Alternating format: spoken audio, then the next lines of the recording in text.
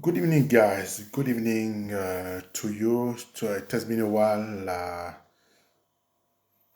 Recorded something on my channel. Today, I wanted to talk to you or to read you a book from one of the best French writer, and I think I could say he's the best writer. His name is Marcel Proust, and he's a very well-known writer. I think most of the book can be considered as a philosophical, but it's just a succession of different books called À la recherche du temps perdu, To the Soul of Lost Time, and you can read this book in different order. There's no real order, and my plan today was to read you a few lines in French, and tomorrow, part two, I will explain to you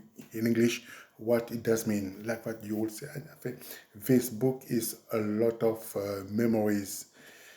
Uh, Du côté de chez Swan is a book that transcends is the society, the the world he was living, and it started by its from its childhood. I'm going to read in French. Okay, it has been a while, and um, I have read in French. I think maybe 30 years. Haven't read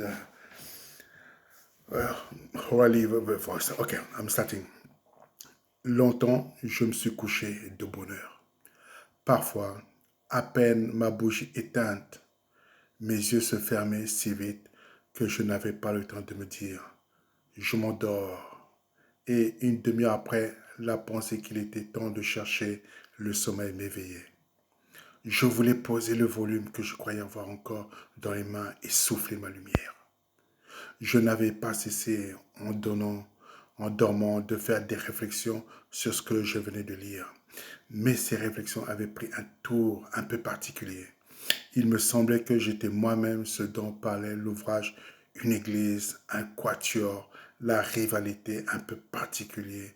Il me semblait que je m'étais moi-même ce dont parlait l'ouvrage Une église, un quatuor, la rivalité de François et de Charles Quint. Cette croyance survivait pendant quelques secondes à mon réveil. Elle ne choquait ma raison, mais pesait comme des écailles sur mes yeux et les empêchait de se rendre compte que le bougeoir n'était plus allumé. Puis elle commençait à me devenir inintelligible, comme après la métempsychose, les pensées d'une existence antérieure. Le sujet du livre se détachait de moi. J'étais libre de m'y appliquer ou non. Aussitôt, je recouvrais la vue et j'étais bien étonné de trouver autour de moi une obscurité douce et reposante pour mes yeux, mais peut-être plus encore pour mon esprit, à qui elle paraissait comme une chose sans cause, incompréhensible, comme une chose vraiment obscure. Je me demandais quelle heure il pouvait.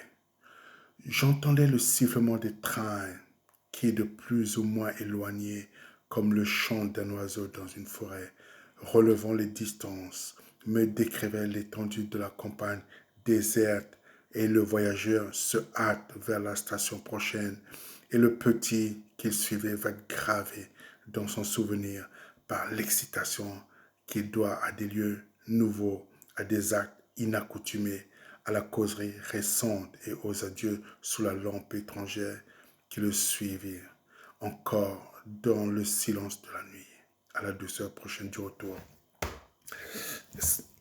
Cette première partie, this first part is just the description of a city, of the town. He was born and the town is called Cambrai. And tomorrow I will explain to you what I just read now. I just want you to be aware about the sentences that I found very long, and is well known by the way he has written. He has changed the way to read books, and I see you tomorrow for part two.